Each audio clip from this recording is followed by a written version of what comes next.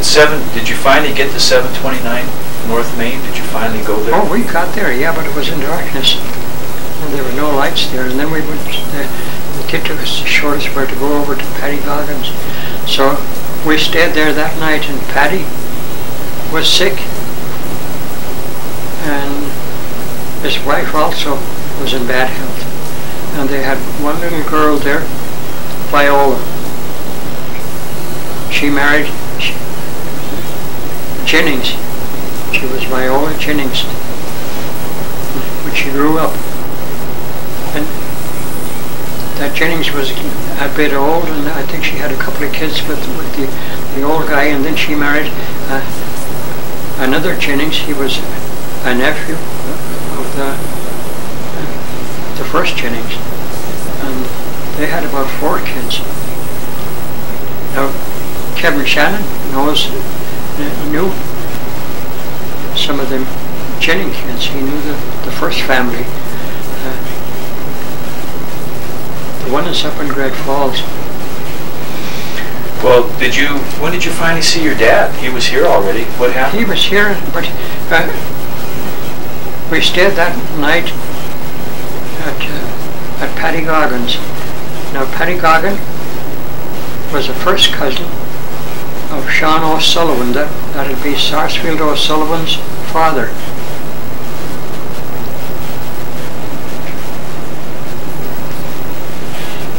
And when my Uncle Dan came home that night, I was sleeping in the bed, in his bed. So he just crawled in there. He was surprised, of course, to find somebody there. He had lived with us down in Mercer, so he really knew us real good, you know. So the next day,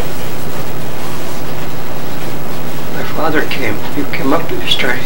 We crossed the tracks down there, and we saw him coming. And we all 5 of us ran down to meet him.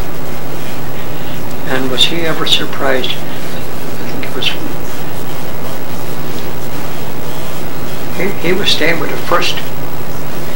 He moved in with a first cousin down in Pennsylvania Avenue. You know where Pennsylvania Avenue is up here, right back at the courthouse. That used to be the post office in them days. 418 Pennsylvania Avenue. And that was the first cousin of my father's, Yank Harrington, and he had worked building the roller coaster out at the Columbia Gardens. He was a carpenter. So did you meet your dad right there on the tracks going through Corktown? We met him coming up the little height and the terrace there. The Claregrit Terrace? Claregrit Terrace, yeah. On Mina Street? Yeah, right near Mina Street, yeah. But that was fun to see him again. Yeah. How long had it been since you'd seen him last? Oh, it wasn't too very long, just a couple of months. Because he was here on he was down at Mercer on St. Patrick's Day because he had his picture taken at the Joy Studio down there with ribbons on his hat, green ribbons, and he was all decked out for St. Patrick's Day. And there was very few, only our family at that time living in Mercer that were Irish. There was a lot of Italians there, and there was English, and there was a lot of Mormons living there, you know. Well, did you see a lot of the people that you knew in Mercer? Did they end up coming to Butte? Some of them came to Butte, yeah. That Dr. Tate was down there, and they owned the Tate Hotel here, I think. And then there was Evans. Mrs. Evans was in the Acoma there. She owned the Acoma. They were Mercer people. And the Roses were here. Mitch Rose married Margaret Murphy up on Mount Anna Street. And Tim DeVar's daughter was married to one of them. Well, what mine was your dad working in when you got here? He was working up here on Main Street on the Stewart Mine. Oh, he was in the Stewart. The Stewart Mine, yeah. Is that where he worked the rest of his life? No, he worked up at the Anaconda after. So, was he, in 1911, 1912, he was working, well, the Anaconda owned the Stewart by then. They did, yeah. So what was he doing in the Stewart? What was his job? He was a miner.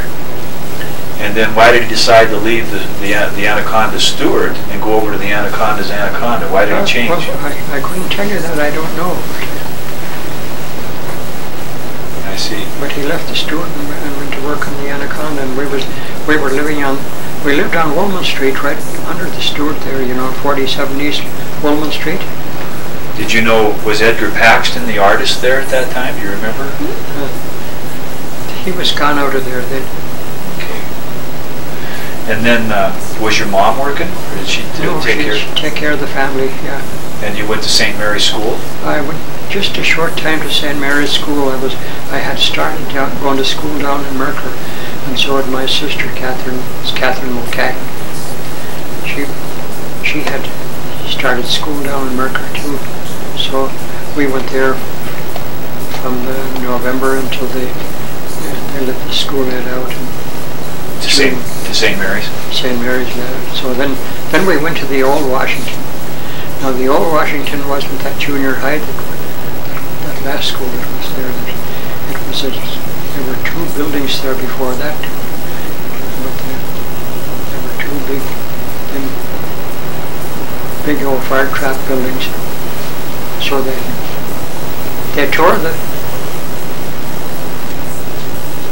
1912 and 1913. I went to the Washington, and they told us that, let's see, 1913, 19. They told us that they were going to tear the school down, and we'd have to go to the old courthouse. You know where the old courthouse was in Butte? Is that where the new courthouse is? No. Oh, where was it? It was where the county jail is right now. Oh. So they told us we'd have to go over there. That was empty. They had just moved into the one on Granite Street, the new one. Okay. So my sister and I went for a year to that county jail there. That's great.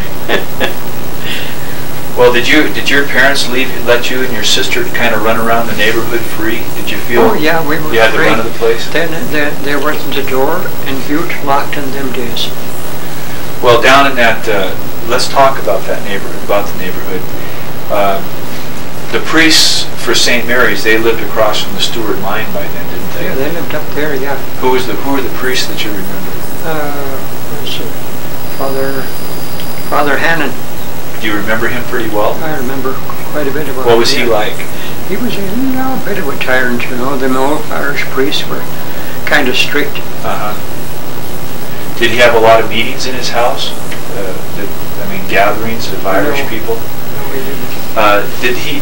But he used to go around with it, and he was, for the Irish, he'd go to the meetings with and ones that were here in them days. We had Pearse and Connolly Band, up in Centerville, and we had the Mullen House up in Centerville. Did you ever hear of the Mullen House? Oh yes, but the Pearse and Connolly Band, I didn't know about that. Can you tell us about the Pearse and Connolly Band? They were across from the Mullen House up there. They were an Irish band. In the Hibernian Hall there? In the Hibernian Hall, yeah. And how many people were in the band, do you think? Well, there was quite a few there. I remember Paddy O'Gara from Wyoming Street, he was in there.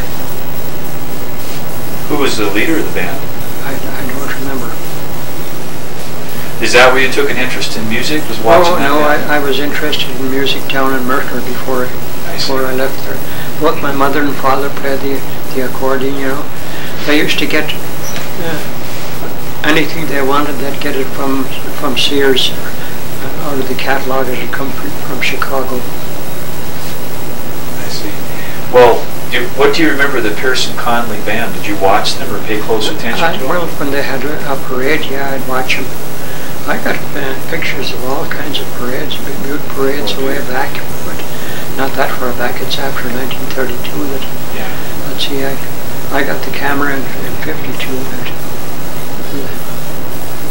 Well, was the Pearse and Connolly, was that formed up there in the Sullivan House on North Wyoming, that White House?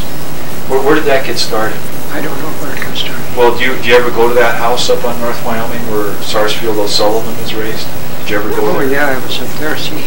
What was that like when you were a kid? Oh, I remember him and his mother and father, and Father Sarsfield's brother, Father Hammond D. Valera O'Sullivan. I see. What was Father Sarsfield O'Sullivan's mom and dad like? They were very nice